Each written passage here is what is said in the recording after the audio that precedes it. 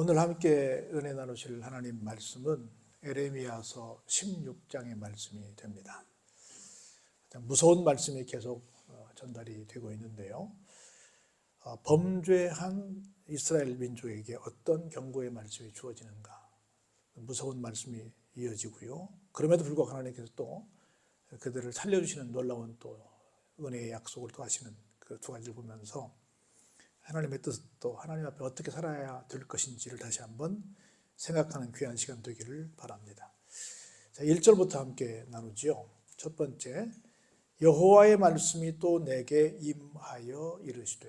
에레미야 선지자에게 하나님께서 말씀을 하십니다.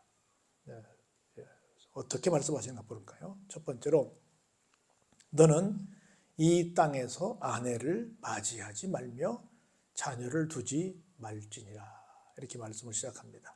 왜냐하면 이제 곧 이스라엘이 멸망하기 때문에, 멸망하는 상황에서 뭐 결혼하거나 자녀를 낳게 되면 오히려 그게 더 큰 불행이 되기 때문에 아예 그러지 말라라고 하는 겁니다. 어려울 때 내가 당하는 어려움도 굉장히 크지요. 그런데 내가 사랑하는 사람들이 어려움을 당하는 것을 보는 것은 더 큰 어려움이다라고 말씀드릴 수 있습니다. 그래서 아예 가정을 꾸리지 마라, 아내도 두지 말고 그리고 자녀도 두지 말라라고 말씀을 하고 계신 겁니다. 왜냐하면 이곳에서 낳은 자녀와 이 땅에서 그들을 해산한 어머니와 그들을 낳은 아버지에 대하여 여호와께서 이와 같이 말씀하신다.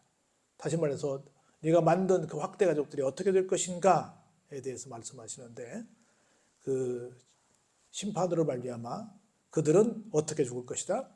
독한 병으로 죽을 것이다.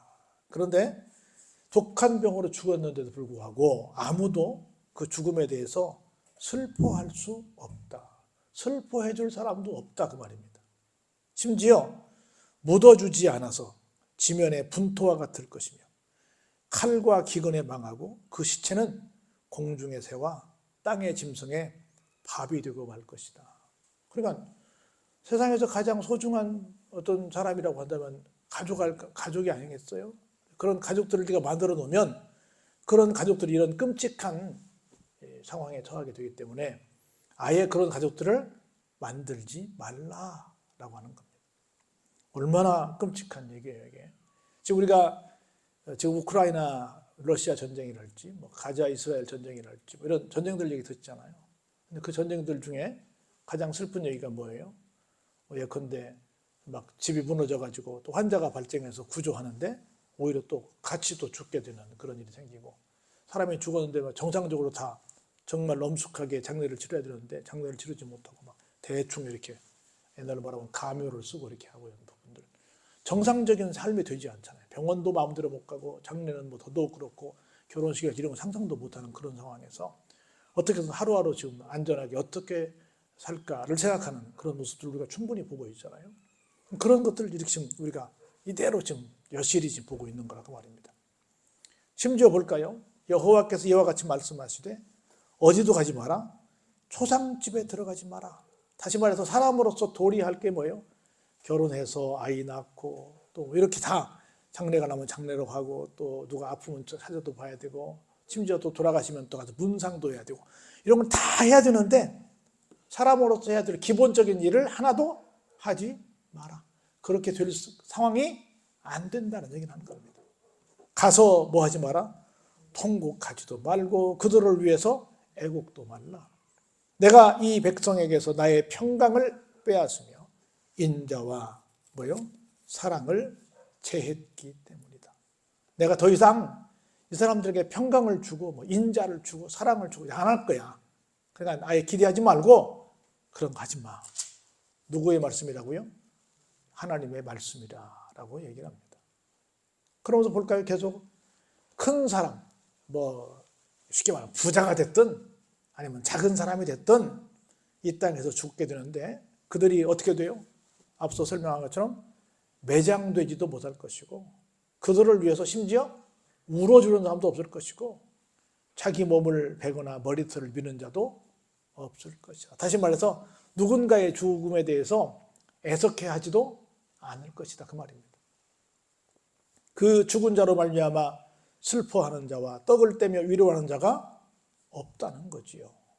그들의 아버지나 어머니의 상사를 위하여 죽은 이를 그 장례를 위해서 위로의 잔을 그들에게 마시게 할 자가 없다는 거지요. 아이고 가족을 잃어서 얼마나 슬프십니까? 라고 이렇게 위로해야 되는데 그렇게 할 사람이 와서 조문할 사람도 없기 때문에 괜히 그러지 마라 라고 하는 겁니다. 또 계속 볼까요? 너는 잔치집에 들어가서 그들과 함께 앉아서 먹거나 마시지도 마라. 아무것도 하지 말라는 거예요. 아무것도 이제는 못하게 될 날이 온다는 겁니다. 임박하다는 겁니다. 만군의 여호와 이스라엘 하나님께서 이와 같이 말씀하시니라. 보라, 이제 가장 중요한 게 나와요. 기뻐하는 소리와 즐거워하는 소리와 신랑의 소리와 신부의 소리를 내가 내 목전 내 시대에 언제 이곳에서 끊어지게 하리라. 사실은 계속 이렇게 이어진다는 것은 이어짐의 어떤 대명사가 뭐겠어요?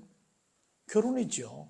그렇죠? 2세가 나와야 될 거 아니에요. 결혼을 통해 2세가 나와야 계속 이게 이어질 거 아니에요. 그런데 가서 그 소리가 2세로 이어지는 그 소리가 다시 신랑 신부의 소리가 끊어져 버리기 때문에 더 이상 아무것도 할 것이 없다. 이제 끝났다. 분명히 망한다. 물론 나중에 이제 회복을 말씀하시긴 하지만 지금은 망한다라고 하는 말씀을 확실하게 1절부터 8절까지 반복해서 9절까지 이르러서 그 얘기를 계속하고 계시는 겁니다. 내가 이 모든 말로 이제 에레미야가 모든 이 지금까지 했던 모든 얘기를 백성에게 말할 때에 그들이 이렇게 묻습니다. 여호와께서 우리에게 1절부터 9절까지 있는 이 모든 큰 재앙을 주시겠다고 선포하시는 이유가 도대체 뭡니까? 도대체 우리가 무슨 죄를 졌기 때문에 이런 끔찍한 경고를 들어야 됩니까? 우리의 죄악이 뭡니까? 우리가 우리 하나님께 여호와께 범한 죄가 도대체 뭡니까? 왜 우리가 이런 무서운 소리를 들어야 됩니까? 라고 백성들이 에레미야의 선지자의 얘기를 듣고 따집니다. 그러니까 우리 한번 11절 같이 볼까요? 너는 그들에게 대답하기를. 그래서 그 사람들이 그렇게 말할 거 아니에요. 에레미야 선지자한테 그렇게 말하면 틀림없이 모세가 예를 들어서 출애굽시키려고 할 때 야 너희들 다 따라 나와. 하나님이 시켰는데 하나님이 너희들 데리고 나가랬어. 하나님이 누군데요? 그때 얘기 설명해 줬던 것처럼 이렇게 말하면 틀림없이 백성 중에 어떤 사람들은 아이고 맞아 우리가 이런 소리 들을 만해 하겠지만 어떤 사람들은 아무래도 그렇지 우리가 이 정도로 철저하게도 우리가 망한다는 말씀입니까? 이거 좀 동의할 수 없습니다 라고 누가 따져 물을 수 있잖아요.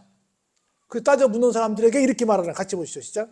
여호와께서 말씀하시되 너희 조상들이 나를 버리고 다른 신들을 따라서 그들을 섬기며 그들에게 절하고 나를 버려 내 율법을 지키지 아니하였기 때문이다.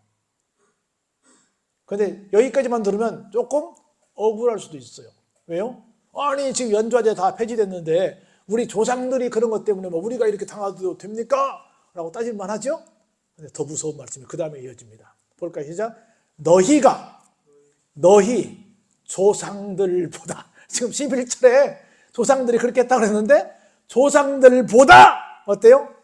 더욱 악을 행하였도다. 너희 조상들 때문에도 그렇지만 너희들은 더 나쁜 놈들이야 라고 말해. 그래서 그런 거야 말씀합니다. 보라 너희가 각기 악한 마음의 완악함을 따라 행하고 나는 누구예요? 하나님께 순종하지 아니했기 때문에 그런 거야 라고 아주 따끔하게 말씀을 해 주십니다. 그래서 내가 너희를 이 땅에서 쫓아내어 너희와 너희 조상들이 어디 알지 못하던 땅에 이역만리 타국으로 떠나서 그곳에서 지내게 될 것이라는 겁니다. 너희가 거기서는 어떻게 돼요? 주야로 다른 신들을 섬기리니 이는 내가 너희에게 은혜를 베풀지 아니함이라 하셨다 하라. 뭐요? 여러분 아시는 것도 막 계속 금신상에게 절하라 막 그렇게 했잖아요. 가서 너희들이 하고 싶지 않아도 거기 가면 어떻게 해요? 강제로 해야 한다는 거죠. 물론 그때 다니엘이나 새 친구들처럼 이렇게 나 죽으면 죽으리다 하고 안 할 수도 있지만 대부분의 사람들은 어때요? 할 수밖에 없는 상황에 이르게 될 것이다라고 하는 거예요. 어떻기 때문에? 마음을 완악하게 해서 악한 마음을 가져서 하나님께 순종하지 아니해서 심지어 누구보다 더 심하게 자기 조상들보다 더 심하게 해서 이런 결과를 가져올 거야 라고 하나님께서 말씀을 하시는 겁니다. 처음에는 내가 먼저 무슨 죄가 있는데요 했는데 너는 마땅히 그렇게 혼나도 라는 얘기를 지금 듣고 있는 겁니다. 누구의 말씀이라고요? 여호와의 말씀이니라. 보세요. 그러나가 중요합니다. 그러나 보라 날이 이르리니 다시는 이스라엘 자손을 애굽 땅에서 인도하여 내신 여호와께서 살아계심을 두고 맹세하지 아니하고 이스라엘 자손을 북방 땅과 그 쫓겨났던 모든 나라에서 인도하여 내신 여호와께서 살아계심을 두고 맹세하리라. 같이 읽어보시죠. 시작. 내가 그들을 그들의 조상들에게 준 그들의 땅으로 인도하여 드리리라. 하나님 맨날 뭘 말씀하실 때마다 아브라함, 이삭, 야곱 이후에 계속해서 뭐라고 말씀하셨냐면 그 얘기했잖아요. 내가 애굽 출애굽시킨 하나님이 얘기한다. 출애굽에서는 그것이 너무 확실한 역사적인 사건이기 때문에 계속해서 이렇게 이끌어낸 하나님께서 말씀하신다라고 그 하나님이 맹세하면서 말씀하신다 이렇게 했는데 앞으로는 어떻게 할 것이다? 그 하나님도 물론 소개하겠지만 누구 하나님으로? 저 북방에서 풀려나오게 하신 그 하나님의 이름으로. 쉽게 말하면 어디서 풀려나온? 저 북방 여러분이 아시는 바벨론에서. 다시 말해서 아직 끌려가지도 않았는데 바벨론에서도 어떻게 할 것이다? 하나님께서 출애굽을 시켜주신 것처럼 출 바벨론을 하게 해 주실 것이다라는 걸 지금 약속합니다.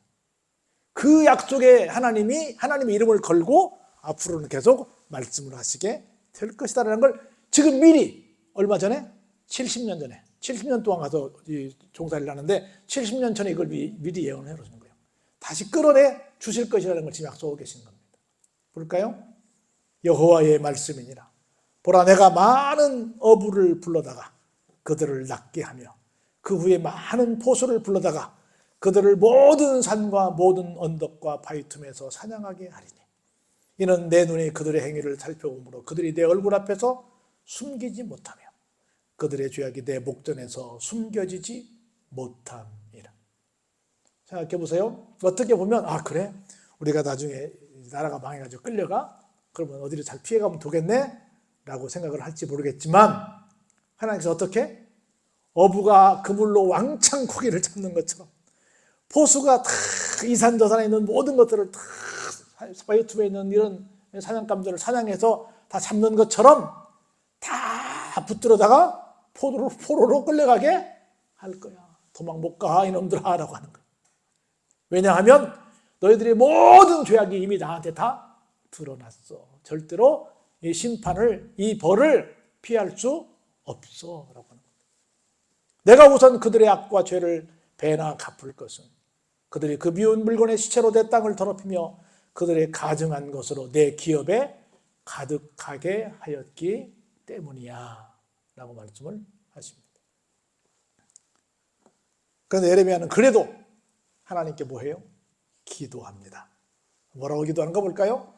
여호와 나의 힘 나의 요새 환난 날의 피난처시요 민족들이 땅끝에서 죽게 이르러 말하기를 우리 조상들의 계승한 말은 허망하고 거짓되고 무익한 것뿐이라.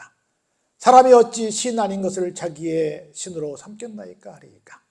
여호와께서 이르시되 보라 이번에 그들에게 내 손과 내 능력을 알려서 그들로 보여 내 이름이 여호와인 줄 알게 하리라. 하나님 우리에게는 하나님만이 우리의 힘이고 요새고 환난 날의 피난처가 되십니다. 어떻게 다른 사람들이 자기 신이 어떤 참신이 아닌 그런 걸 가지고 진짜 신으로 삼고 살겠습니까? 말이 안 됩니다. 하여튼 하나님 좀 이 사람들이 진짜 깨달아서 하나님만이 참신이신 것을 좀 믿고 살게 해주세요라는 그런 기도를 지금 하고 있다고 보는 거지요. 그래서 하나님께서 이런 일을 통해서 물론 괘씸하니까 벌을 주시긴 하는데 그 벌을 주시는 목적이 뭐다? 한마디로 말한다면 내가 하나님이시라는 것을 그들에게 알리기 위함이다. 우리가 어떤 상황을 당하게 되면 깨달아야 될 것이 있어요. 뭐요? 진짜 하나님만 섬겨야 되겠네. 하나님만 따라가야 되겠네. 하나님께만 예배드려야 되겠네. 하나님 외에는 아무것도 없네. 이걸 뭐 하는 거예요? 깨닫게 되는 거예요. 이게 은혜입니다. 두드러 맞는 게 은혜가 아니라 그걸 통해서 하나님만을 찾는 거예요. 할렐루야. 하나님만을. 그래서 무서운 범죄의 결과가 이런 끔찍한 경고를 듣는 것처럼, 그럼에도 불구하고 사랑의 하나님께서 다시 한번 우리를 회복시켜 주시는 것처럼, 그 결론은 우리는 그래서 정말 우리가 영원 무궁토록 섬길 분은 하나님 한 분밖에 계시지 않다는 것을 깨닫는 우리의 믿음이 되기를 주의 이름으로 축원합니다. 은혜가